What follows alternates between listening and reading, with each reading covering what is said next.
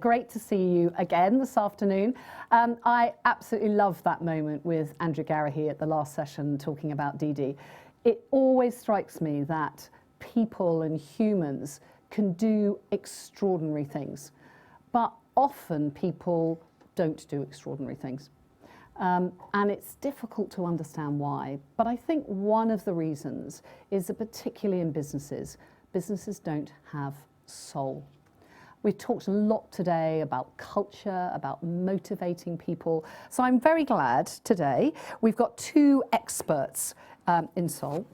First of all, we've got Ralf Specht, who is the creator of the soul system. And I said that in true sort of Graham Norton style, I'm going to show two of his books. Here we are. Absolutely well worth buying. Building Corporate Soul, which we're going to be talking a lot about today, and then Beyond the Startup, and you'll hear a little bit about Ralf's story as we go through. Ralf, your book, Building Corporate Soul. Yes. Why did you think you needed to write a book? Where did this come from, and what is corporate soul? Well, the inspiration for the book came from tens, hundreds of emails from colleagues when I left my position as CEO of Spark 44, so a company that Adrian was a founding partner and Ian was our main client.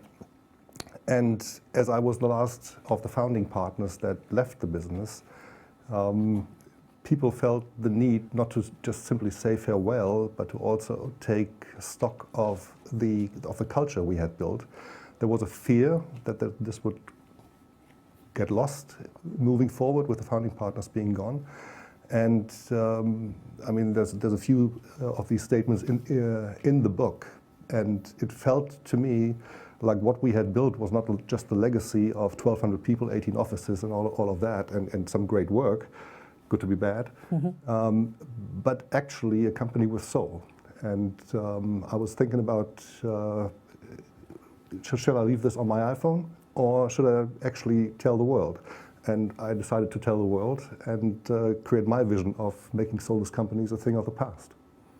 And I love that expression, making soulless companies a thing of the past, because it sounds so obvious, but actually it's really hard, isn't it, Adrian? And you know, I'm going to read it because I want to get it right.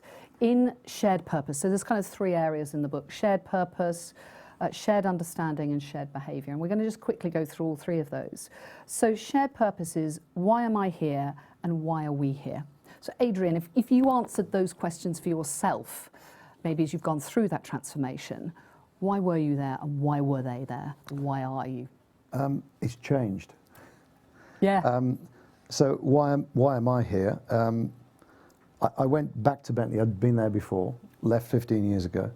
I was board member, sales and marketing then, came back, invited to be the chairman CEO, and my purpose for being there was to electrify the brand and transform it for the next generation. Having got there and seen what I found, all priorities shifted away from lofty, philosophical, long-term purpose goals into survival, but then very quickly you have to have a long-term plan. So my personal purpose now is to make sure that when I step away from this business, that it's in a position where the team own it, they own the plan, they own the purpose of the company. Anyone else coming in almost should be able to sit back and enjoy the ride, and that we set a momentum that is difficult to stop in terms of shifting the brand, the design, the technology, the financial performance level that we achieve, and make the strongest luxury company in the world. It's biggest by volume, but it's nowhere near the strongest financially. Yeah. And I think we need both. And that's my purpose. And then I can rest peacefully on the beach somewhere. Yeah, yeah. I think when you said at the beginning in 2018 you made the biggest loss that you made, you kind of go, that's not a great... Well, in some ways it's a great place to start, isn't it? Yeah. But in other ways, you know, that's a big moment of going, okay, this is a real challenge. Ralf, why did you pick those questions? Why is that so important when companies are looking at having a sense of soul? Well, you could differentiate between culture and soul, right? So every company has got a culture. You can't have a company without culture, but only some have got soul. And when they've got soul, they have managed the integrity of the strategic intent, the purpose, and the vision, mission, values, and spirit, and the behaviors that actually happen inside the company. And so when you're starting with purpose, and I've called it shared purpose for a reason, because similar to what Adrian has done at Bentley, sharing the purpose is critical with the leadership team, and very often that's just not really happening. And then it's even more important to share it with everyone inside the company from top to bottom and make sure everybody gets it. And when everybody gets it, you have the opportunity to build a company culture with soul. You align vision, mission, values to it. I've added spirit because I think that is one aspect of culture that I think has got lost too often. Yeah. And to me, spirit is the intended culture. So like when Adrian joined or rejoined Bentley, one question was probably kind of how do we want this place to feel?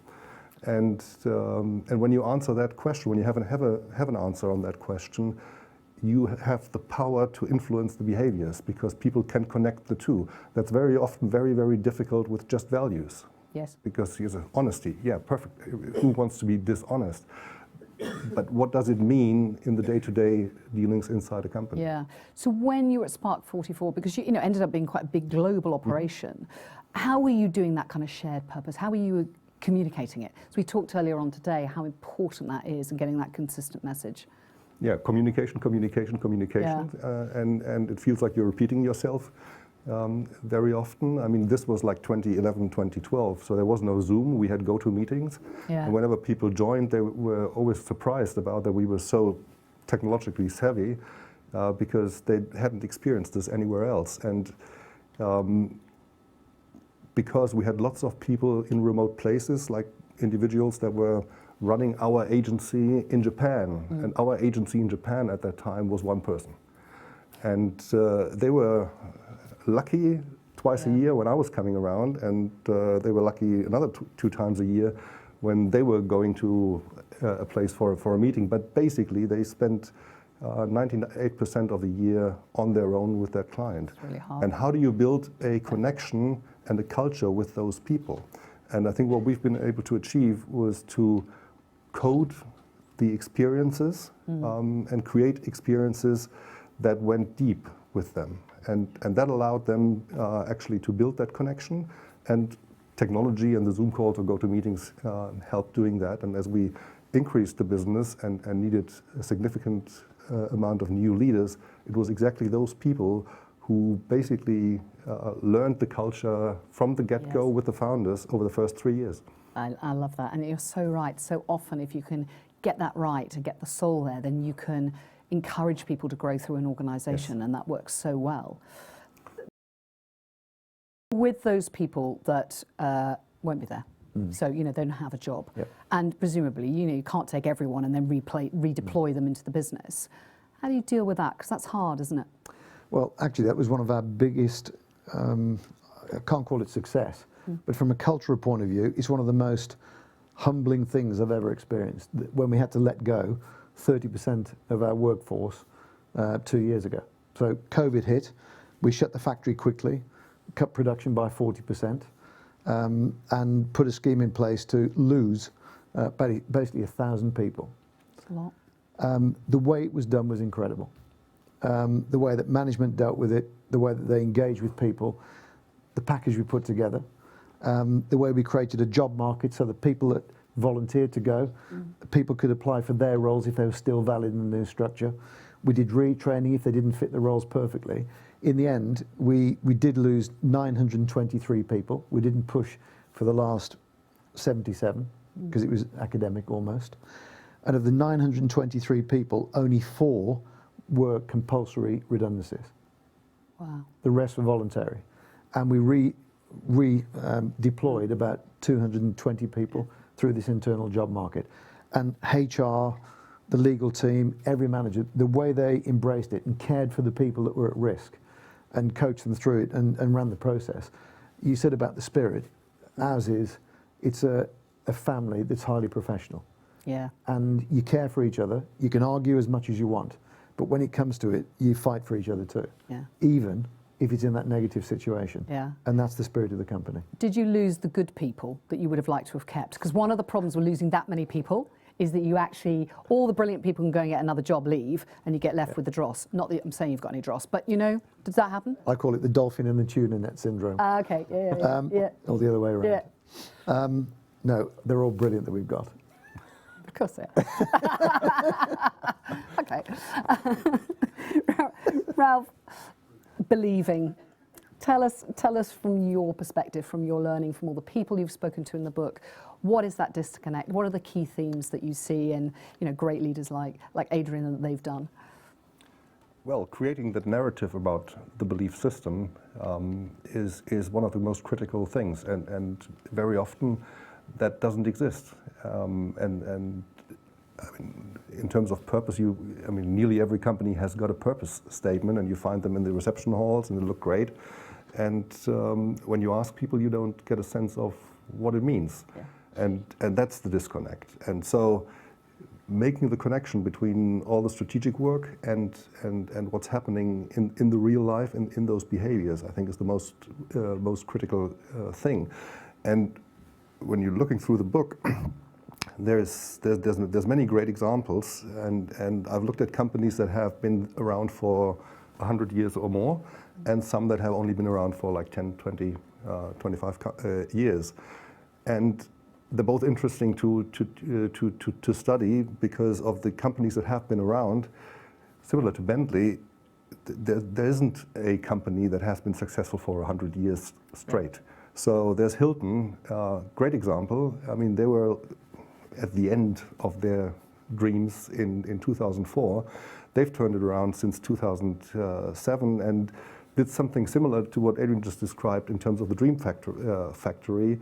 They just made sure, they did a lot of things, but one of the things that they did was they made sure that everybody who works in a Hilton hotel has got spaces for them that feel like the lounge for the guests, for the actual customers. And again, I think to the point that we were just talking about in terms of when a business gets into very difficult situations and people have to leave. Probably one of the biggest departure stories that happened through COVID was in the hospitality space as well. So Airbnb had to let go 1,600 people, which was pretty much 25% of their total staff. I'm not sure who in this room has heard about that, because they've managed it very well, and it's all been linked back to the purpose, and they've done similar things that you've done and many more. And so the way you manage it is critical to everything. It's not just for those that leave, it's also for those that stay, because they all know their colleague who had to go. And usually people don't feel good about it. So you have to balance both. And then you look at situations like Better.com or P&O here. It's exactly. And you can see it, can't you? So I'd add probably British Airways to that as well. I think they do some great things. It's a brand that's endured for a long time, but they didn't behave brilliantly at the beginning of lockdown. And they're really struggling with people. And you can see and you can hear it. You just have to walk into the organization and you can sense that it's not all great at every level. And that's, it's such a shame, isn't it? Ralf, to just, talk us through the key themes from your book, from your understanding and knowledge and experience around belonging, because I still think it's brilliant to hear examples, but give us a little bit of a granular, understanding of it. There's been this wonderful McKinsey study that was shared last October, and this was about the Great Resignation and all the key reasons. And why it's been a great study, great survey, is because they looked at both ends of the spectrum. They've asked employers, why do they think people leave? And they asked employees why they're leaving. And it couldn't be more black and white. So the employers say, well, they got more money somewhere, or a job promotion, or perhaps there are health issues and they got to leave. And the employees basically say, I've got no sense of belonging here. I'm not feeling valued by the organization, and I'm not feeling valued by my manager. So that's black and white as it can get. And so companies thinking about that level of belonging, often you hear, oh yeah, well, it's not just feel good. And of course it's not just feel good. Business is not just about feeling good. But it's about taking care of and taking the responsibility that businesses have for their employees. And you look at Lego, for instance. If you research data on Lego, one thing you will find is 100% score on I'm proud to be working in this company. 100% is unbelievable. Wow. Similar is LinkedIn. On Glassdoor, Jeff Weiner was the only CEO who ever got 100% approval rate. So companies that focus on exactly those elements are really, really critical. And LinkedIn to me is a great example because they're one of those companies that also look at spirit. So they got their vision and their mission and their values sorted, but they also had a spirit discussion about how do we want this place to feel, and that creates the belonging. Yeah, brilliant. Yeah. Oh gosh. Oh, there's one just down here. Perfect. Thank you. Thanks, Matt. Hi there. Thank you very much for this discussion. I'd love to ask Ralf, why did you come up with the term soul? What was the inspiration for choosing that term? I read an article in the Harvard Business Review by Ranjay Gulati, and he had written this article which was headlined "The Soul of a Startup," and he was talking about the innate energy inside a startup, and I thought that captured it very well. But actually, I believe that this is not just limited to startups. Startups obviously have the advantage of being a founder-led business, and that makes it easier, especially for the first generation. But the challenge obviously comes when you scale, and when you're able to deliver that kind of environment for the culture to emerge and to have the integrity between what you say and what you do. I think any company can actually do that, and lots of tech companies I think have demonstrated very, very well to do that perfectly. Yeah, great question. Thank you very much for that. Yeah, en masse, I've not worked in an organisation that is as quick to respond to a challenge and to deliver against it than this one. So heaven knows what we'd be like if we had even less people with 25 to 40 years experience. And let's just say it's not always those that are more resistant. Yeah, absolutely. No, but you also probably have a situation where those people that have been around for a long, long time have a lot of pride with the organization, and if the business is in a bad situation, they want to fix it. They want to fix it and bring back the pride. Yeah. And I think that's something that is so important to create that sense of belonging, because everybody then has also a role to be part of the fixing, and I think that's the best thing that can happen. Yeah, you're right, and that sort of sense of bring back the pride to an organisation, and certainly the pride that we have now, I think again in Bentley, with a business that's growing again, is what we can all benefit from, but you obviously as the leader need to happen anyway. Thank you both very much. I'm sorry we're completely out of time. Thank you for those questions. I think for me, I love the idea of corporate soul. Purpose is our seventh let's reset need in the needs of well-being and performance. And we can see by just kind of dissecting what soul means, how it links into an organisation, just the difference that it can make. It's lovely to hear it brought to life through Bentley and some of your examples as well, Ralf. Thank you very much. This is the book. Buy it on Amazon. Go and talk to Ralf. He can sort you out with a book. But do read it, because there's some really fantastic examples in here of some ways that you can think about it for your organisation as well. Thank you very much for the session. Thank you very much, gentlemen. Thank you.